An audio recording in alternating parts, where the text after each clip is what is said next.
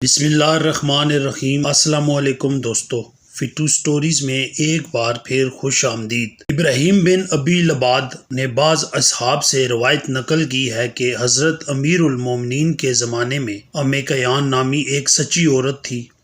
एक दिन अमीरुल मोमिनीन का एक साथी उम्मे कयान के पास गया। इसने देखा कि वो नहायत गमगीन और अफसरदा हालत में बैठी हुई है। साथी पूछने लगा, है उम्मे कयान, परेशान क्यों है, क्या बात है? उम्मे कयान कहने लगी, मुझे जिस औरत ने आज़ाद किया था वो फौत हो गई है। जब हमने इसे दफन किया तो ज़मीन ने इसकी मैयत बाहर फेंक दी। दूसरी मर्तबा हमने दफनाया, फिर भी ज़मीन ने कबूल ना किया। रावी कहता है, औरत की बात सुनकर मैं हज़रत अली की खिदमत में पहुंचा और सारा वाक़या हज़रत की खिदमत में पेश किया। हज़रत ने फरमाया, ज़मीन तो यहूदो नसारा की मैयत भी कबूल कर लेती है। अगर इस औरत के साथ ये वाक़या पेश आया है तो इस पर किसी अजाब की अलामत है, और अगर किसी मुसलमान की कब्र की मट्टी इस औरत की कब्र में डाली जाए तो फिर इसकी मैयत बाहर नहीं आएगी। रावी कहता है, मैं उम्मे कयान के पास आया और हज़रत का फरमान इससे बताया। उन्होंने